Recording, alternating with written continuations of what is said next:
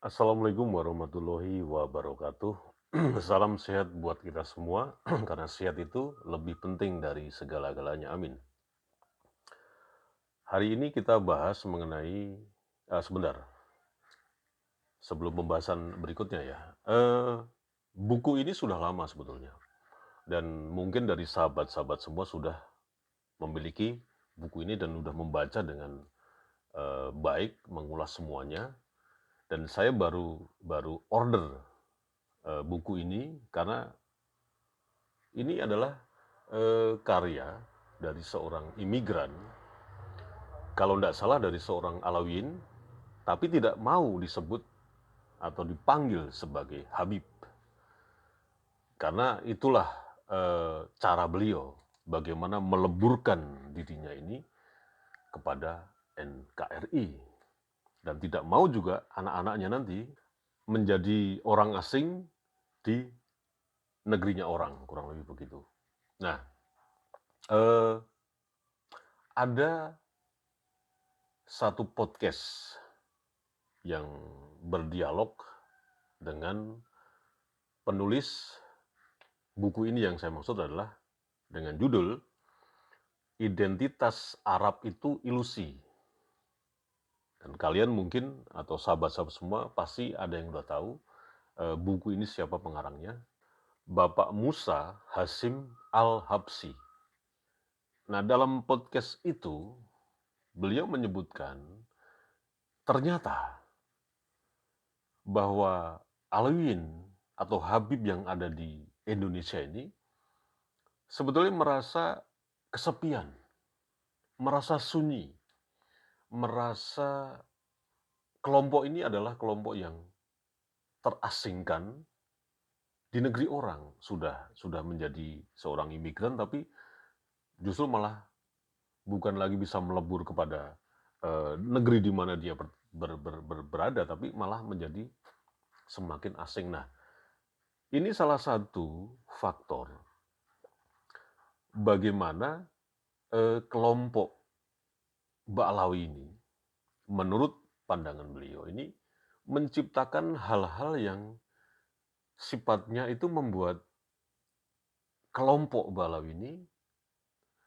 jadi tidak merasa terasing lagi dengan cara masuk kepada politik praktis, kepada politik elektoral dengan menggunakan identitas selain ke Arab-Araban, juga menggunakan privilege-nya yang sudah dikenal banyak atau sudah menjadi branding ya di Indonesia ini sebagai keturunan eh, Dzurriyyat Rasulullah. Atau begini,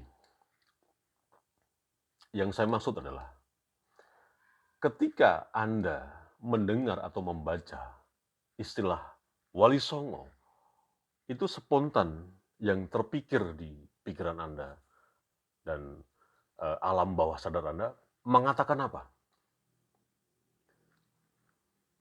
Dan juga ketika Anda mendengar atau membaca istilah Habib, apa yang terpikir secara spontan? Nah, coba Anda jawab sendiri.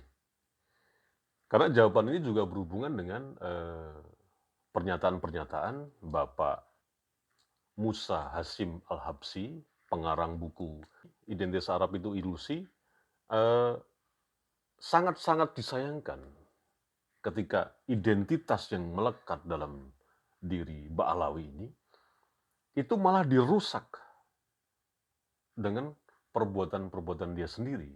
Salah satu adalah ikut dalam politik praktis, ikut dalam politik elektoral yang jelas-jelas itu menyalahi dari ADART, bagaimana dia membawa nasab yang mereka klaim sendiri sebagai Dzurriyyat Rasulullah. Nah, ini pernyataan beliau, Bapak Musa Hasim Al-Habsyi, dalam podcastnya. Coba kita dengarkan cuplikan statement beliau. Dan dalam kebinekaan itu, dalam kebinekaan para Sayyid itu telah menjadi bagian integral sejak beratus-ratus bahkan 1000 tahun lebih ya. Itu yang saya mau sampaikan. Tapi di sisi lain, para Sayyid punya tanggung jawab, gitu ya, bahwa kemuliaan yang melekat atau dilekatkan pada mereka itu membawa kepada beban yang berat. Oleh sebab itu, uh, jangan mudah-mudah membelanjakan kartu ini untuk hal-hal yang remeh-temeh, sepele, dan kepentingan jangka pendek, khususnya ketika itu adalah politik praktis atau politik elektoral, karena itu akan backfire kepada kemuliaan atau kehormatan apa ini, pasport atau super pasport ini. Nah, karena kita tidak bisa menggunakan super pasport itu kecuali untuk kepentingan yang lebih besar, untuk maslahat yang umum, ya.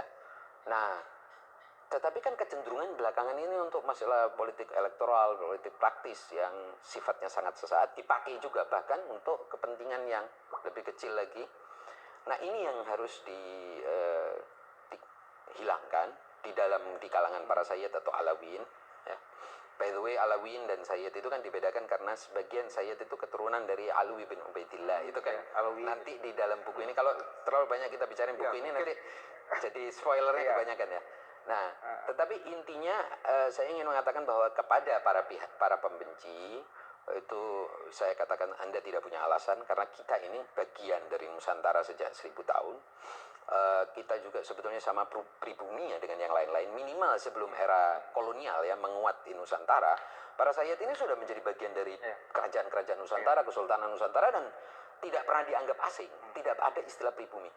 Ketika Anda mengatakan bahwa Sayyid itu bukan pri, Anda telah memperpanjang atau membalsem politik Belanda. Jadi Anda sebetulnya itu bagian dari penjajahan ketika Anda ingin menguatkan kembali. Di sisi lain, kita juga sebagai Sayyid jangan merasa bangga dengan dan memang menariknya itu juga Indonesia ini baru 2006 kalau tidak salah.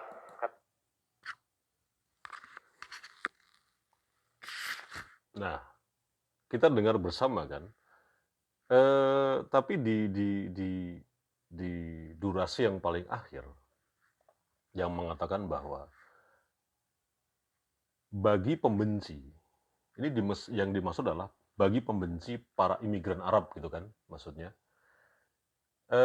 Sekarang ini kalau kita kaitkan dengan polemik nasab ini, tentang kebencian yang diungkapkan tadi, ya kalau kita hubungkan dengan polemik nasab ini, khususnya menyoroti tentang nasab Ba'alawi ini, akhirnya muncul istilah-istilah pribumi, muncul istilah perbudakan, muncul istilah Yaman pesek, dan lain sebagainya. Ini tidak lain sebetulnya sebagai akibat saja percikan-percikan kecil yang di-framing oleh beberapa kelompok ini menjadi akan besar. Tapi sebetulnya kalau membuat kesimpulan seperti itu sangatlah prematur sekali. Karena tidak bisa membuktikan secara fakta, gitu loh, bahwa kebencian kebencian-kebencian yang muncul di kolom komentar para konten kreator yang membahas tentang polemik nasab ini, itu di-framing sebagai hal yang nanti akan menjadi bola salju dan akan terjadi kericuan atau terjadi keributan yang akhirnya mengganggu stabilitas nasional. Itu terlalu prematur, saudara. Ya, jadi kembali lagi, kalau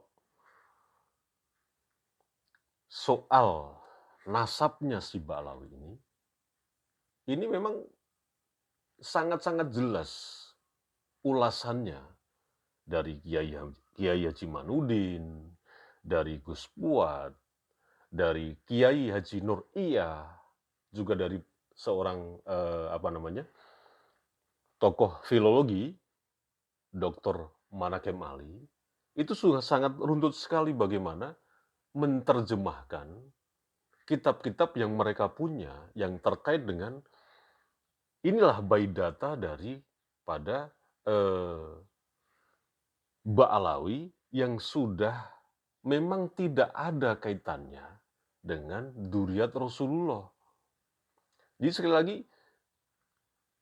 munculnya perbudakan, munculnya perpecahan ini akibat-akibat kecil aja karena ya mau tidak mau si Alawin ini, Al-Ba'lawi ini sudah memang meleset gitu loh, melenceng dari yang para pendahulunya, yaitu Sayyid atau Wali Songo yang memang murni ke Nusantara ini untuk menyebarkan agama Islam.